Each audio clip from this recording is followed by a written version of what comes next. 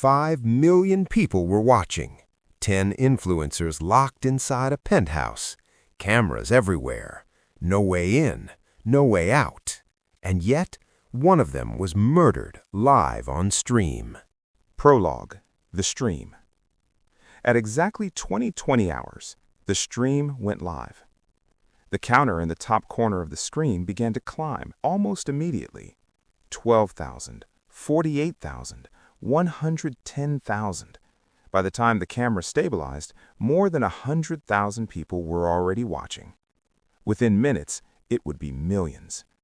The penthouse was designed to be seen. Floor-to-ceiling glass walls overlooked the city skyline, where lights stretched endlessly into the distance like a field of stars. Inside, every surface reflected a careful balance of luxury and modern aesthetics. White marble, matte black steel, soft indirect lighting, and cameras everywhere. Mounted in corners, hidden in walls, attached to stabilizers, embedded in the ceiling. The entire space had been transformed into a stage. A voice broke through the music. "Welcome back, everyone!" The main host stepped into the center of the living room, smiling directly into the camera. His name was Luca Varga. 3 million subscribers, known for high-risk challenges, controlled chaos, and the kind of content that blurred the line between entertainment and endurance. Tonight was supposed to be his biggest stream yet. 24 hours, Luca said, raising his hand. No breaks, no exits, no filters. Behind him, 9 other influencers stood scattered across the penthouse, each of them recognizable, each of them followed by hundreds of thousands, some by millions. Different niches, different personalities, all of them here for the same reason: attention. The chat exploded. "Let's go! 24 hours? This is insane! Who's gonna break first?" Messages flooded the screen faster than the eye could follow. The stream had already passed 500,000 viewers. Luca turned toward the group. "Rules are simple," he said. He pointed toward the reinforced front door. "It locks the moment we start." A soft mechanical click echoed through the penthouse. Somewhere behind the camera, the system engaged. The door was now sealed electronically. "No one leaves," Luca continued. He gestured toward the glass walls. "And no one comes in." The windows did not open. They weren't designed to. This high above the city, they didn't need to. The chat surged again. "Locked in? Bro, this is a social experiment. I'm staying for this." One of the influencers laughed. "What if something happens?" Luca grinned. "Then 5 million people will see it." That number wasn't a joke. By 2007, the stream crossed 1 million viewers. By 2015, it doubled. Cameras moved constantly. Wide angles, close-ups, handheld shots, drones drifting silently through the open space.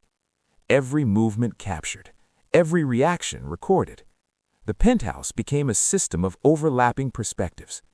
There was no single point of view, only fragments, angles, moments. Each viewer watching something slightly different. At 22:43, the stream peaked at 5.2 million viewers. The chat moved too fast to read.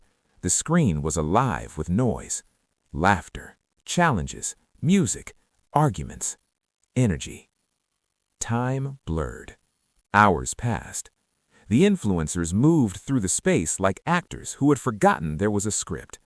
Some sat on the couch, some danced, some argued loudly over trivial things that felt important only because they were being watched.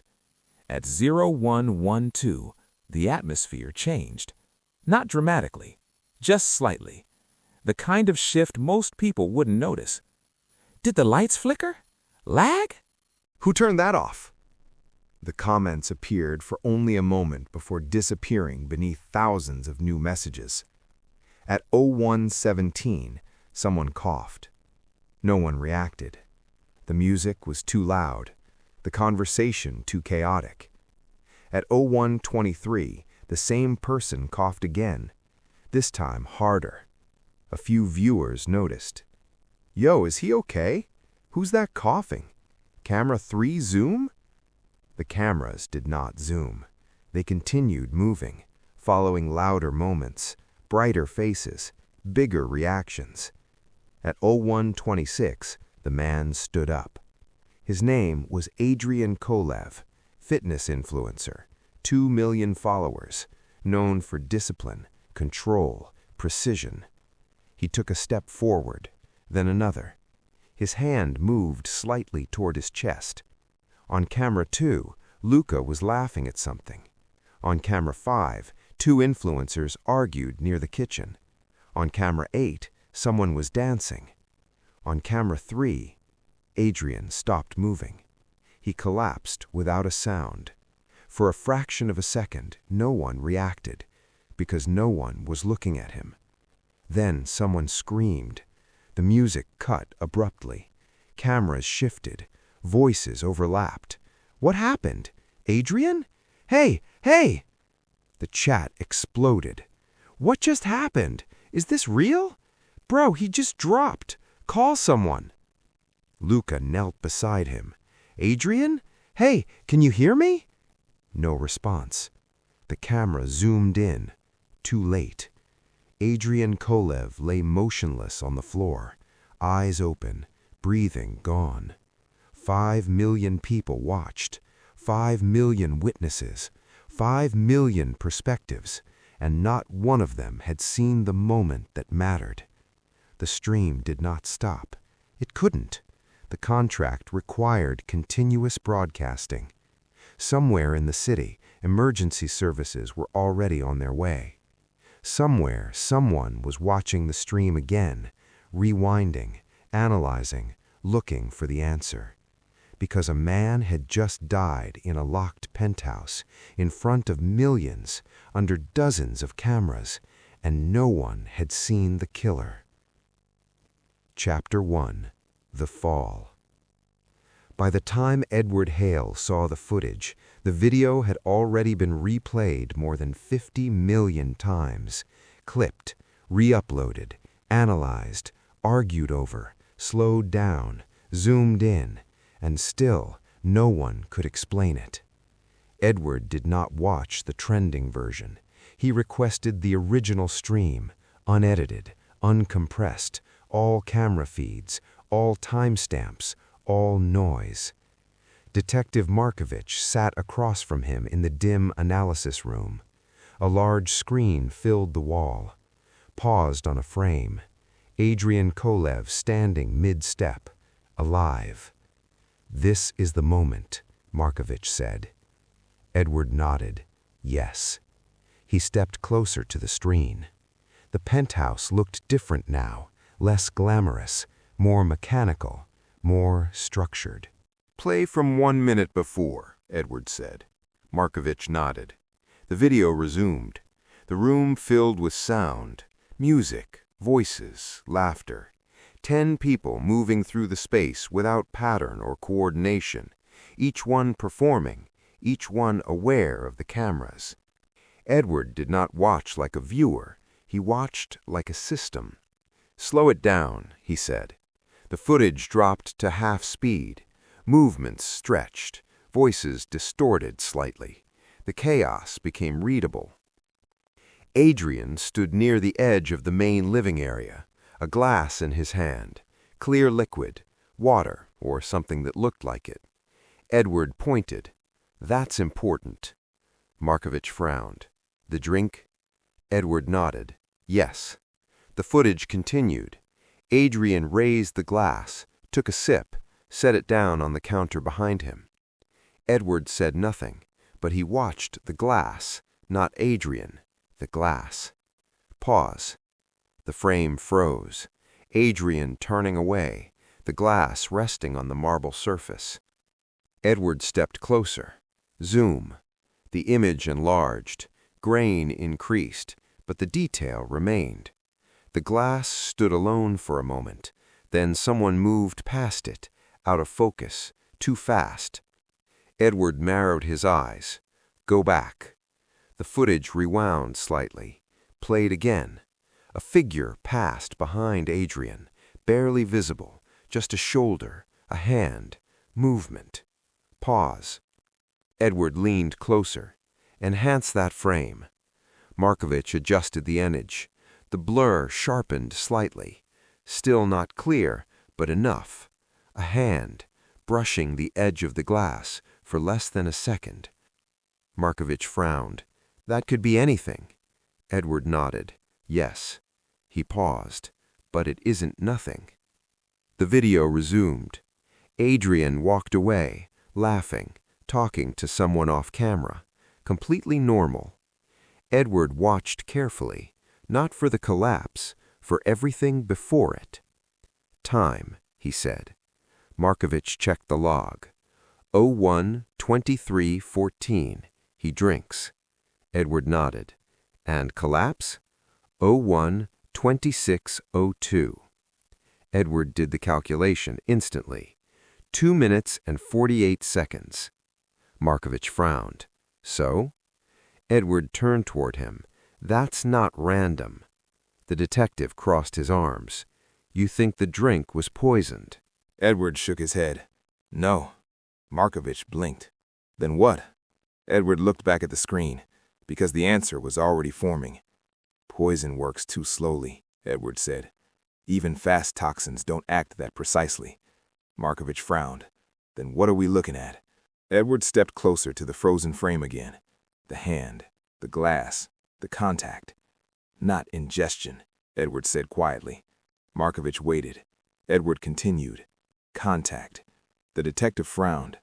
Through the skin? Edward nodded. Yes. Markovich shook his head. That would require something extremely specific. Edward smiled faintly. Yes. He paused. And extremely controlled. Edward looked back at the screen, at the glass, at the moment everyone missed. Play the collapse again, he said. The video jumped forward. Adrian walking, talking. Then he stopped. A small movement. Almost nothing. His hand moved to his chest. Edward leaned forward slightly, because that was the moment. Not the fall, not the death, the realization. Adrian's expression changed. Not pain, not shock, something else. Confusion. Then his legs gave out, and he hit the floor. Silence, for less than a second. Then chaos. Markovich exhaled. Cardiac arrest? Edward shook his head. No. He pointed at the screen. At that moment, Edward said, he knew something was wrong. Markovich frowned. That happens in heart attacks. Edward nodded. Yes. He paused. But not like that. Edward stepped back. The room fell quiet again, the footage looping silently on the screen. 5 million people had watched this moment. 5 million sets of eyes, and all of them had looked in the wrong place. Edward turned to Markovich. The killer didn't hide from the cameras, he said. He pointed at the screen. He hid in plain sight. Chapter 2. The comments. Edward Hale did not ask for another replay. He asked for the chat. Markovich frowned. The chat? Edward nodded. Yes. The screen changed. The video shrank to one side. The rest of the wall filled with text, an endless vertical stream, messages layered over messages, reactions, jokes, spam, emojis, noise. At first glance, it looked meaningless, a digital storm. Edward stepped closer. This, he said quietly, is 5 million people trying to understand what they're seeing. Markovich crossed his arms. And you think they saw something we didn't. Edward shook his head. No. He paused. I think some of them saw everything. Edward typed a command. The system filtered the messages. Time window 01:20:00 to 01:27:00. The moment before the collapse. The flood slowed slightly. Still fast, but readable. Edward scrolled, not quickly, carefully. Who's coughing? Yo, camera 3 lag. Did lights flicker? Someone touched his drink. Nah, you trippin'. Rewind that hand. Edward stopped. Highlight that, he said. Markovich selected the message. Someone touched his drink. Timestamp 01:23:16. 2 seconds after contact. Markovich frowned. That's just a guess. Edward nodded. Yes. He continued scrolling. Nah, Frith, his glass moved. Hand from behind? Who was that? Camera missed it. Edward nodded slowly, because this was how truth looked in a crowd, not as certainty, as fragments. He filtered again. Search for hand. The system processed the data, thousands of results. Edward narrowed the filter between 01-2310 and 01-2330. Now only dozens. Edward read them one by one. Who just brushed him? Pause that at 01-23. Someone passed behind him. Left side shadow. Edward smiled faintly because the viewers had seen it. They just didn't understand it. Markovich leaned closer, so they noticed the contact. Edward nodded. Yes. He paused, but they didn't notice the pattern. Edward typed another command. Filter by repetition. The system grouped similar messages. Clusters formed. Cluster 1, coughing earlier. Cluster 2, light flicker. Cluster 3, hand near glass. Cluster 4, why no camera angle? Edward pointed at the screen. 4 signals, he said. Markovich frowned. Signals of what? Edward did not answer immediately. He studied the clusters again. Then he spoke quietly. Preparation. Markovich blinked. What? Edward pointed at the first cluster. Coughing. Then the second. Lighting shift. Then the third. Contact. Markovich crossed his arms. You think those are connected? Edward nodded. Yes. The detective frowned. Explain. Edward stepped back because now the pieces were aligning. The coughing started before the contact, Edward said. Markovich nodded. Yes. Edward continued. That means the event was already in motion. Markovich frowned. But the contact happened later. Edward nodded. Yes. He paused, which means the contact wasn't the start. Markovich stared at him. Then what was it? Edward turned back to the screen. The messages kept flowing. Thousands of viewers, each one noticing something small, each one missing the whole. Edward spoke quietly. The contact was the trigger. Markovich frowned. For what? Edward pointed at the timestamp. 01-23-14. Drink. 01-23-16. Contact. 01-26-02. Collapse. 2 minutes and 48 seconds, Edward said. Markovich nodded slowly. Consistent timing. Edward nodded. Yes. He paused. Too consistent. The detective leaned forward. You're saying this was planned? Edward looked at him. Yes. Markovich exhaled. So the killer used something, he hesitated, that activates after contact. Edward nodded. Yes. Markovich frowned. But then why the coughing earlier? Edward smiled faintly. Because the victim wasn't the only one affected. The room went quiet. Markovich stared at him. What does that mean? Edward looked back at the screen, at the chaos, at the fragments, at the truth hidden inside noise. It means, Edward said quietly, whatever killed him, he paused, was already in the room. Chapter 3. The Cameras. Most people believed cameras told the truth. Edward Hale knew better. Cameras recorded everything, but they did not explain anything. The penthouse had been designed as a perfect visual system. That was the problem. Edward stood in the control room, overlooking the empty set. The stream had ended hours ago. The lights were off. The space felt smaller now, colder, less alive. On the wall in front of him, 12 camera feeds were displayed simultaneously. Different angles, different lenses, different perspectives of the same room. Detective Markovich stood beside him. We have every angle, the detective said. Edward nodded. Yes. He paused, and still no answer. Edward stepped closer to the screens. Play all feeds at once, he said. The monitors came alive. 12 versions of the same moment unfolded simultaneously. Camera 1, wide shot of the living room. Camera 2, close-up of Luca. Camera 3, mid-angle of Adrian. Camera 4, kitchen area. Camera 5, glass reflection. Camera 6, overhead view. Camera 7, handheld, roaming camera. Camera 8, crowd shot. Camera 9, side corridor. Camera 10, low angle near the couch. Camera 11, bar counter. Camera 12, ceiling drone.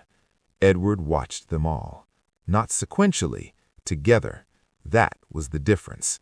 Viewers watched one moment. Edward watched all of them. Slow to 50%, he said. The motion stretched again. Time opened. Details appeared. Adrian stood near the counter, the glass in his hand. The same moment, the same contact. Edward did not focus on him.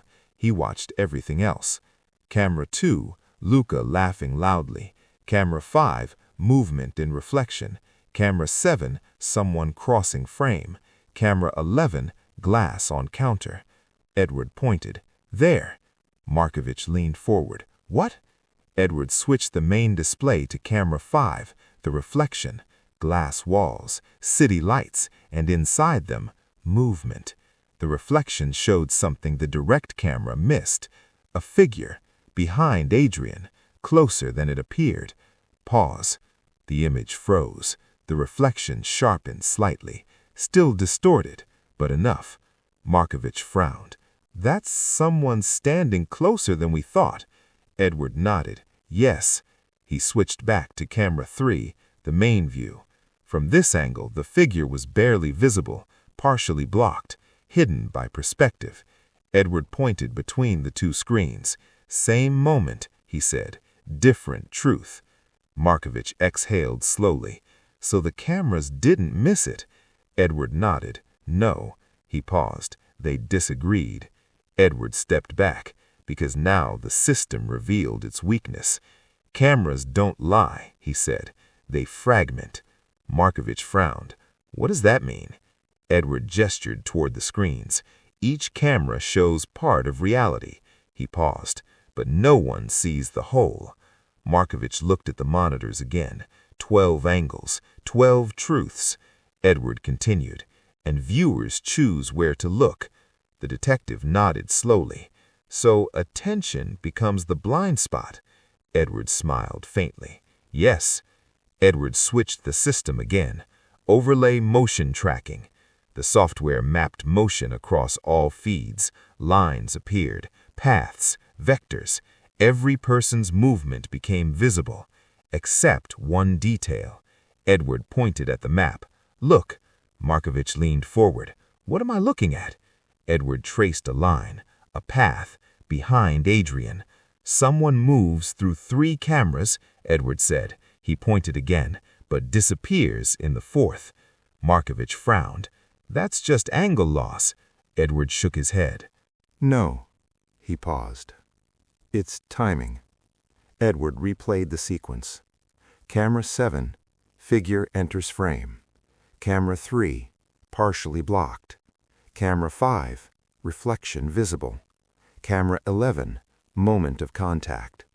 Then, nothing. The figure vanished. Markovich stared. That's impossible. Edward shook his head. No. He paused. It's planned. The detective looked at him. You're saying they knew the camera positions? Edward nodded. Yes. Edward stepped back again, because now the structure was clear. The killer didn't avoid the cameras, Edward said. He pointed at the screens. He used them. Markovich frowned. How? Edward looked at the reflection again, at the distorted truth hidden in glass. By moving where no one was looking, he said. The room fell silent. Markovich crossed his arms. So we have a figure. Edward nodded. Yes, but we don't know who. Edward smiled faintly. No. He paused. But we know something better. Markovich raised an eyebrow. What? Edward looked back at the screens, at the pattern, at the movement, at the mistake. We know exactly when he decided to act. Chapter 4. The Blind Spot.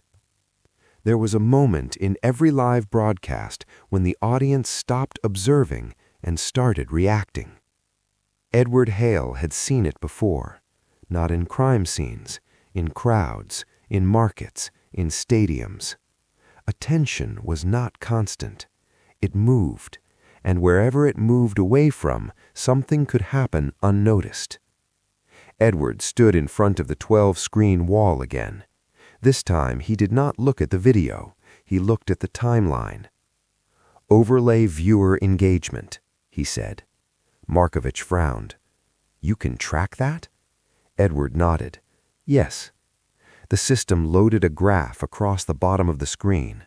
A rising line, a falling line, spikes, drops. Millions of viewers reacting in real time. At 01:26:02, the collapse. A massive spike. Obvious. But Edward wasn't interested in that. He pointed earlier. "Here," he said. Timestamp, 01:23:10. The graph exploded upward, a sudden surge in comments, reactions, attention. Markovich leaned closer. What happened there? Edward didn't answer. He pressed play. The room filled with sound again. Music, voices, laughter. Camera 2. Luca stepped onto the center of the floor, raised his hands. "All right, everyone, new challenge!" The room reacted instantly. People turned, faces shifted, energy focused. The audience followed. The graph spiked. Edward paused the video. "That," he said, "is the moment the audience stopped watching everything." Markovich frowned. They were watching him. Edward nodded. "Yes." He paused. "And nothing else." Edward switched to camera 3. Adrian, standing at the edge of the frame, partially visible, unimportant. Then camera 5, reflection, movement behind him. Then camera 11, the glass, the contact. Edward stopped the video. 3 seconds, he said. Markovich looked at him. "What?" Edward pointed at the timestamps. 01:23:12, attention spike. 01:23:14, Adrian drinks. 01:23:16, contact. 3 seconds, Edward repeated. Markovich crossed his arms. "So the killer used the distraction." Edward nodded. "Yes." He stepped closer to the screen. "But not just the viewers," he said. Markovich frowned. "What do you mean?" Edward pointed at the room, at the people inside it. Everyone turned toward Luca. Markovich nodded slowly. "Which means," Edward continued, "everyone turned away from Adrian." The room fell silent. Edward replayed the moment again. Camera 2, Luca shouting. Camera 8, group reacting. Camera 7, movement, blur. Camera 11, glass. Every person in the room was looking in one direction, except one. Edward paused the frame. "There," he said. Markovich leaned closer. A figure, not reacting, not turning, not watching Luca, watching Adrian. Markovich's expression changed. "That's him." Edward nodded. "Yes." The figure stood still while everyone else moved. That was the mistake. In chaos, stillness stands out. Edward zoomed in. The image sharpened slightly, enough to see posture, enough to see intent. The person was already positioned, already waiting, already aligned with the moment. "Not random," Edward said. Markovich nodded. "No." Edward continued. "He didn't react to the event." He paused. "He created it." Markovich exhaled slowly. "So Luca's challenge," Edward nodded, "the trigger." The detective frowned. "You think they worked together?" Edward shook his head. "No." He paused. "But the killer knew Luca would do something like that." Markovich looked back at the engagement graph. "Because that's what streamers do." Edward smiled faintly. Yes. He stepped back from the screen. The entire room was predictable. Markovich crossed his arms. And the audience. Edward nodded. And the cameras. The detective looked at the frozen frame again, at the one person who didn't move. So now we know when, Markovich said. Edward nodded. Yes. And how? Edward nodded again. Yes. Markovich looked at him, which means... Edward finished the sentence quietly. We know who. Chapter 5. The Replay. Edward Hale did not ask for a new angle. He asked for the same moment, again and again. Loop from 01:23:10 to 01:23:20, he said. The footage began. Luca stepping forward. New challenge! The room reacting. Movement, noise, attention collapsing into a single point. Edward watched. Not the center, the edges. Adrian standing near the counter, glass in hand, a sip, a small motion. Normal. Again. The footage reset. This time Edward stepped closer. He did not blink. The same moment unfolded. The crowd turned, the cameras shifted, the noise increased, and in that noise, the figure, still, waiting. Edward paused the frame. Zoom. The image sharpened. The person stood just behind Adrian's left side, close enough to touch, far enough to remain unnoticed. Markovich leaned forward. That's him. Edward nodded. Yes. He let the video continue. Adrian lowered the glass, set it on the counter, turned slightly. The figure moved, not fast, not slow, exactly one motion. A hand passed along the rim of the glass, less than a second, then gone. Edward stopped the video. Again, he said. The system replayed the moment, frame by frame, the hand, the contact, the absence of hesitation. Markovich frowned. That's it? Edward shook his head. No. He pointed at the glass. That's the second part. Markovich blinked. What? Edward rewound further. Go back 10 seconds. The footage shifted. Adrian still holding the glass, before the sip, before the contact. Edward pointed. Look at his hand. Markovich leaned closer. Adrian's fingers rested along the side of the glass. Edward said nothing. He waited. Markovich's eyes narrowed. Wait. Edward nodded slowly. Yes. The realization formed. The glass was not the weapon. The glass was the transfer. Edward spoke quietly. The poison was already on his skin. Markovich stared at the screen. And the contact. Edward finished it. Activated it. Silence. Edward stepped back. The killer didn't poison the drink. He paused. He poisoned the surface.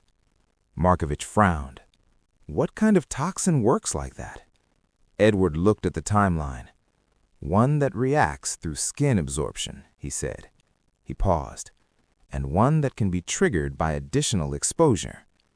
Markovich exhaled slowly. So Adrian touches the glass. Edward nodded. Transfer as a trace amount to his hand. Markovich continued. Then drinks. Edward nodded again. Then, he pointed at the frame. The killer reinforces the dose. Markovich's expression tightened. 2-stage exposure. Edward nodded. Yes. He paused. Controlled timing. The detective looked back at the collapse footage. 2 minutes and 48 seconds. Edward nodded. Consistent with rapid dermal absorption followed by systemic failure. Markovich shook his head. That's precise. Edward smiled faintly. Yes. He turned back to the screen. And it required proximity. Markovich looked at the frozen frame again. At the figure. At the one person who didn't turn. Who is he? The detective asked. Edward didn't answer immediately. Instead, he rewound the footage one final time, before the challenge, before the distraction, before the noise. The room was calmer then, more spread out, more readable. Edward paused the frame. "There," he said. Markovich leaned closer. The same person, standing near the counter before Adrian arrived, already positioned, already waiting. Edward pointed. "He never leaves this area," he said. Markovich nodded slowly. "Which means," Edward finished it, "he knew Adrian would come here." Silence. Markovich exhaled. "Planned positioning." Edward nodded. "Yes." He stepped back from the screen. "The killer didn't improvise," he said. He paused. He rehearsed. Markovich looked at him. "And now?" Edward looked at the frozen image one last time, at the face, at the posture, at the one person in the room who had not reacted. Edward spoke quietly.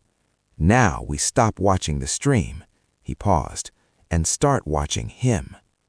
Epilogue. Millions watching. The video never disappeared.